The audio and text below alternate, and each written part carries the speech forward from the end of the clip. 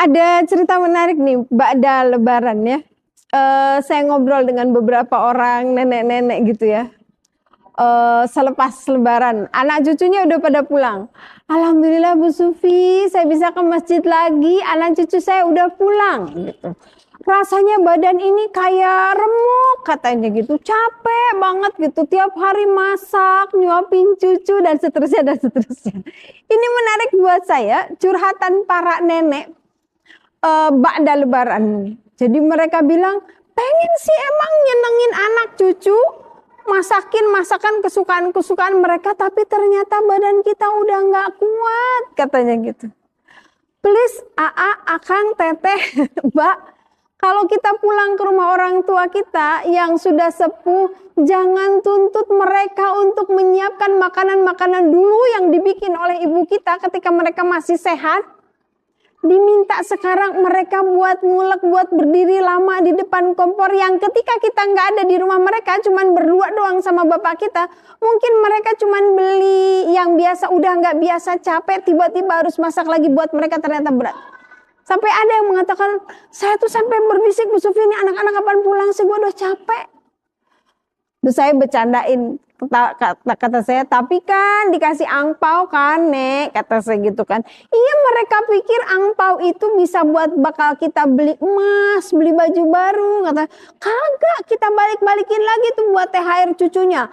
Kita bayar listrik yuk, katanya yang AC-nya 24 jam gak berhenti-berhenti. Tagihan tokennya jadi naik, katanya gitu.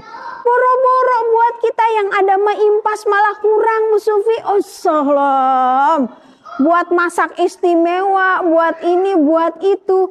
Pokoknya saya kalau Lebaran tuh pengeluaran tuh naik, Bu Sufi katanya. Walaupun dikasih angpau sama anak-anaknya, Masya Allah, dikasih 1 juta, 2 juta.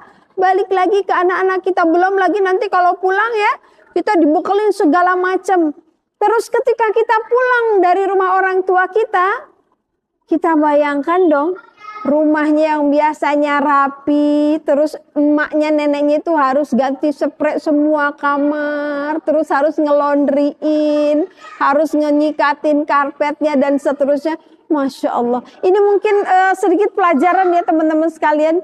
Kalau kita mudik ke rumah orang tua kita, perlakukan mereka tidak seperti ketika kita masih kecil atau masih muda.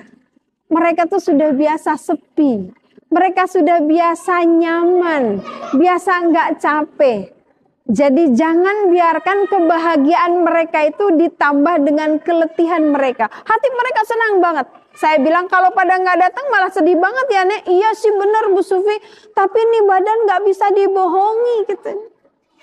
Jangan disuruh nyuapin cucunya, gendongin cucunya, mandiin cucunya. Terus katanya anak saya tuh kalau ke rumah bilangnya di rumah mama healing. Kitanya healing, terus orang tua kitanya yang kepayahan. Jangan ya, kita kasih kebahagiaan di ujung hidup mereka. Kita bawa anak cucu mereka, anak-anak kita jadi kesayangan mereka. Tapi jangan biarkan fisik mereka yang sudah renta itu untuk kecapean. Sekapur sirih tentang mudik Lebaran.